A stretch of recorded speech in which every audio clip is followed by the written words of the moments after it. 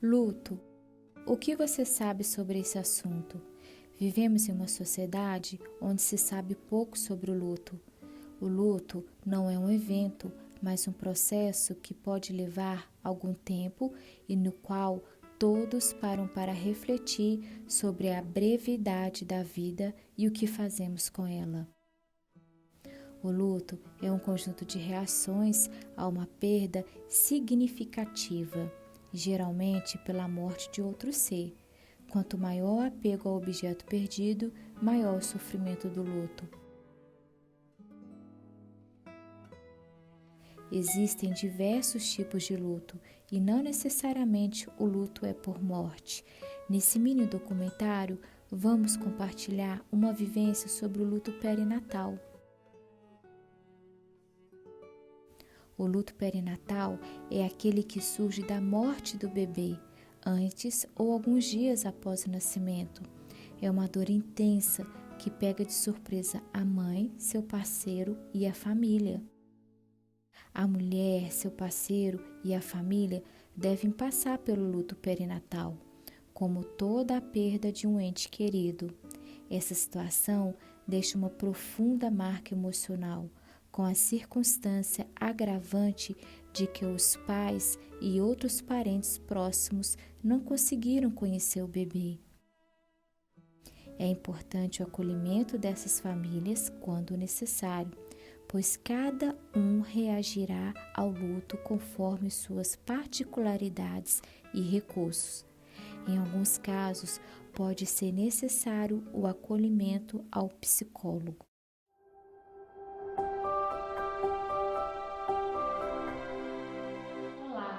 Estamos aqui para falar sobre o luto perinatal. O luto perinatal é aquele que surge da morte do bebê, antes ou alguns dias após o nascimento. E estamos aqui com a Gabriela Carvalho, que vivenciou o luto perinatal e vai compartilhar conosco essa experiência que ela viveu. Gabriela, muito obrigada por aceitar o nosso convite.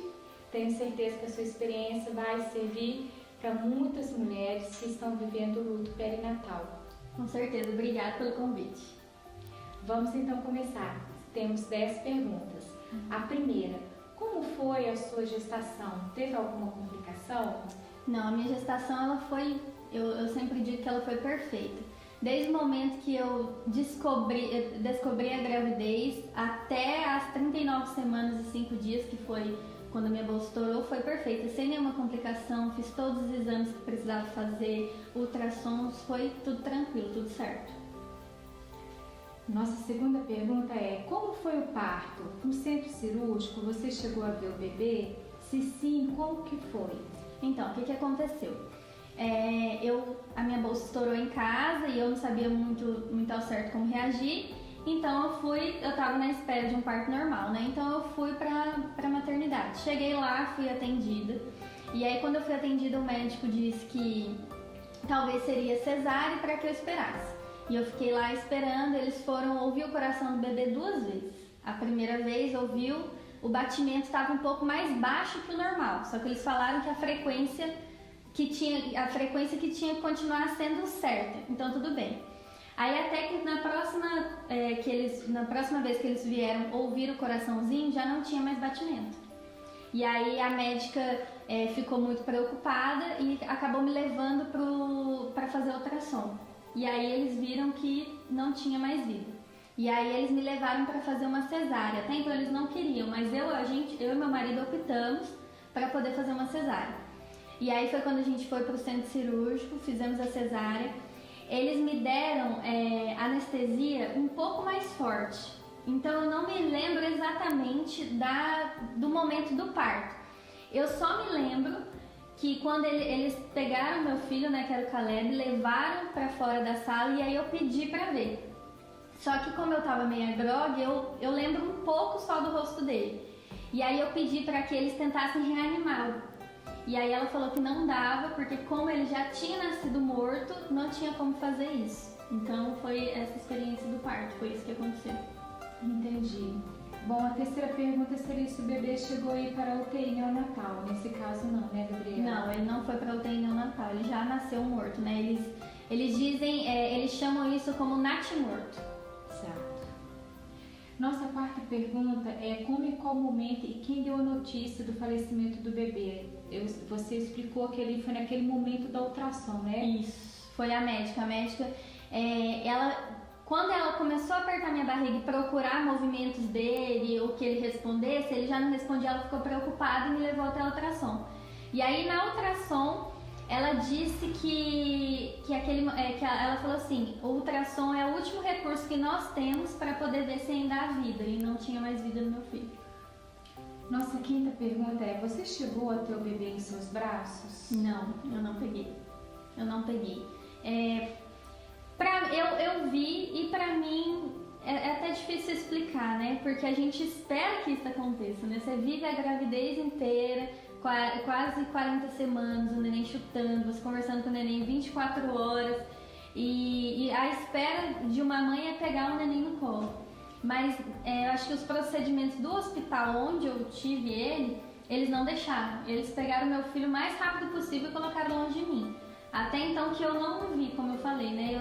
Eu lembro dele bem vagamente, eu não lembro muito. E depois eu não vi mais, então eu nem cheguei a pegar no colo. Seu marido ou mais alguém da família chegou a ter esse momento de pegar o bebê no colo? Sim, eu sei que a minha sogra acabou pegando, se eu não me engano, pegou e viu ele. O meu marido viu e também mais uma amiga minha viu. Ela chegou a ver ele um pouquinho de longe, mas viu ele. Mas quem pegou no colo foi a minha sogra. Ok. A nossa sexta pergunta é, como foi o retorno para casa? Foi até engraçado porque é aquela coisa, o quarto já estava montado, já estava tudo comprado, tudo arrumado. E quando você faz cesárea, naturalmente você sai do hospital quase 3 dias depois para a recuperação do seu corpo. E aí o hospital queria que eu saísse o mais rápido possível, né? Veio a assistente social, o psicólogo conversar comigo, só que eles queriam que eu fosse embora. E aí eu fui. E todo esse momento, o meu cunhado, querendo nos preservar, me preservar, ele queria até desmontar todo o quarto. Eles queriam que eu chegasse em casa e o quarto tivesse tudo desmontado.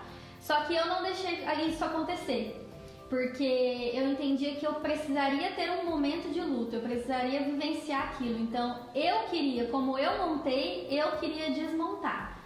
Naquele momento, chegar em casa, ter uma criança nos braços, sair daquele jeito que eu saí esperando voltar, foi muito difícil, mas eu tive que voltar, né? Eu voltei chorando, mas eu tive que voltar. Bom, a nossa sétima pergunta é, como você e seu marido em casa lidaram com essa realidade, o dia a dia de vocês? Foi aquela coisa, né? A gente saiu de casa esperando a vida e literalmente a gente trouxe a morte. Então foi reaprendendo dia após dia, porque a gente já estava esperando viver a 3 e a gente estava vivendo a 2 de novo. Foram momentos difíceis, porque até como um casal, por mais que você ache que não foi culpa minha, não é culpa dele, óbvio que não é culpa de ninguém, mas você se culpa inconscientemente. Então é difícil você lidar, porque são nervos aflorados. Então acaba sempre, um fala uma coisa, o outro entende outra, e acaba sempre, se você não tiver sabedoria naquele momento, pode dar faísca, né? Então é importante. Então a gente virou parceiro muito um do outro, a gente sabia lidar muito com a dor do outro, a gente era compreensivo um com o outro, porque não era só eu que estava passando pelo luto, era ele também perdeu um filho, né? Não foi só eu. Exatamente. Nossa oitava pergunta, como foi o período de validação do luto? Vocês tiveram apoio dos familiares e amigos? Olha, a gente teve, e isso que eu mais fiquei feliz e me surpreendi. Porque é muito difícil, né? E nós temos uma rede muito grande de amigos e de pessoas que a gente sempre pôde contar, de família, de pessoas que estavam perto. E olha, elas foram muito importantes, muito importantes. Desde pessoas que mandavam mensagem até pessoas que estavam perto da gente, outras que foram cuidar literalmente de mim, de fazer comida, arrumar a casa, fazer coisas assim específicas. A gente, graças a Deus, a gente teve bastante gente perto. Então, isso me ajudou demais, porque quando eu pensava em ficar sozinha, alguém batia na minha porta para poder trazer um alívio ao meu coração. Então, para mim foi muito, muito importante, porque eu fiz uma decisão. Eu não queria cair em depressão. Eu tinha motivo legítimo para isso. Eu perdi um filho. Onde eu esperava a vida, acabou acontecendo a morte. Então, eu sabia que se eu ficasse sozinha naquele momento, ia ser muito perigoso para mim, para as minhas emoções. Então, eu queria o máximo de pessoas perto de mim. Foi até que os meus amigos se juntaram, né? Todo mundo, amigos, familiares. Até hoje eu nem sei quem tanto se juntou e me deram um cachorro. Porque eu sempre quis ter um. E naquele momento, para mim, seria muito importante. Lógico que nunca iria substituir um filho.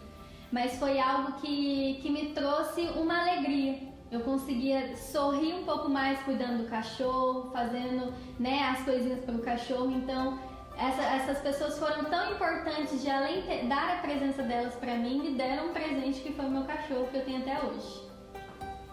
Ótimo. Nossa nona pergunta é: os familiares tocavam no assunto ou evitavam falar? Tocavam porque eu tocava. Eu também entendi que o quanto eu já sabia, eu já me conhecia, eu sempre procurei me conhecer muito, fazer esse autoconhecimento, então eu sabia que quanto mais eu falasse, mais isso ia trazendo cura para minha alma, então, para as minhas emoções. Então eu falava. Se alguém chegava perto de mim e ficava meio assim, meio ressabiado, né, não sabia como lidar, eu falava: não, eu tô me sentindo assim, eu passei por isso, mas eu vou conseguir sair dessa, eu vou conseguir me levantar. Então, eu não deixava o assunto sem tocar. Eu fazia questão de falar. Porque mesmo se a pessoa não validasse a minha dor, eu já estava validando. Só por eu poder falar para ela, eu já estava validando a minha dor. E te fazia bem quando você falava? Fazia. Na hora, às vezes as pessoas pensavam que não, porque você chora. Você chora porque você lembra tudo de novo, você vivencia aquela dor e você faz de novo. Mas eu consegui, eu fui em dia após dia, por eu ter falado. Outra coisa pra mim também que foi muito importante foi fazer terapia. Eu sabia que pra mim, eu não ia me levantar sozinha, eu não tinha recursos suficientes à minha volta pra me fazer levantar.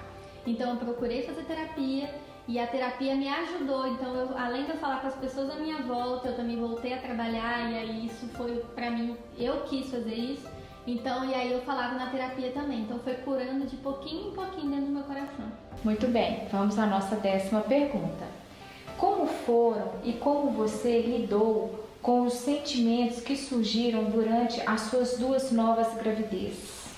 Olha, confesso que a gente tem medo, né? Eu lembro que, porque antes de eu passar por essa perda perinatal, eu já sofri um aborto espontâneo. Então eu já tinha 2 meses. E aí nessa 3ª gravidez, eu descobri foi um misto de felicidade e medo. Mas eu tentava lidar todos os dias. E aí foi que eu fui, né, mais ainda para terapia, procurar ajuda, porque eu queria vencer isso. Mas eu lembro, uma lembrança que eu tenho, foi quando eu fui fazer ultrassom para descobrir o sexo desse neném. Como eu já tinha perdido o menino, eu achava que eu teria outro menino. Mas quando eu fui fazer ultrassom, antes de eu entrar na clínica de ultrassom, eu tava no carro com meu marido e eu comecei a chorar. Chorar porque eu tinha medo. Vai que eu vou lá para a sala de ultrassom e o coração tá batendo de novo. Ou vai que eu vou para lá. Eu nem sabia explicar direito o medo que eu tava sentindo. Mas aí eu lembro que a gente foi, depois a gente descobriu que era uma menina. E aí foi o sentimento. Uma pessoa me disse que tudo se fez novo na minha vida. E pra mim foi realmente isso, porque eu tive a oportunidade de sonhar de novo. Eu tive a oportunidade de montar um novo quartinho, eu tive a oportunidade de fazer. Então naquele momento o medo foi embora. Então eu consegui ter esperança de viver algo novo. Então pra mim, eu fui com medo, mas eu tive coragem, eu tive que continuar vivendo. Eu não podia ficar paralisada na minha dor. Eu entendi que eu tinha uma nova criança, que eu ia ter que criar ela, eu ia ter que me responsabilizar por ela, e se eu ficasse paralisada na dor e no medo, eu não ia conseguir dar uma vida forte para essa criança que estava vindo. Podemos dizer que você não deixou o medo roubar o seu sonho de ser mãe. Exatamente. Eu entendo que, até uma frase que eu carrego comigo, que a dor, ela não foi o ponto final. Mas sim, a dor, a perda não foi um ponto final, mas ela foi uma semente para um novo começo. Eu sou outra pessoa depois da perda do meu filho. Eu sou totalmente outra pessoa. Eu consegui ressignificar a minha vida, os meus valores, os meus princípios, e isso pra mim foi muito importante. Então, o meu filho, ele não veio pra me colocar no chão, mas ele veio pra me levantar. Ele foi uma semente para trazer uma nova vida pra mim, que eu nunca imaginaria que eu ia viver. Mas a partir do momento que eu passei por isso, a gente nunca quer passar por perda, óbvio. Mas quando a gente passa, a gente tem que tirar o melhor dela. Então eu decidi viver e decidi continuar seguindo em frente. E hoje eu tenho 2 filhos maravilhosos. E se eu tivesse parado na dor, talvez eu não teria vivido essas 2 gravidezes depois, né? É verdade. Bom, muito bem, nós já estamos terminando, mas tem uma pergunta que não pode faltar. Gabriela, o que você falaria para as mulheres que estão passando pelo luto perinatal? Que vai passar. Que vai passar, que apesar da dor, da desilusão que você viveu, você vai conseguir se levantar. Você vai ser forte, procure ajuda, procure rede de apoio para te ajudar, porque você vai conseguir se levantar. E como eu falei, isso só foi uma semente para você viver um novo começo. Valide a sua dor, viva o luto, mas saia dele.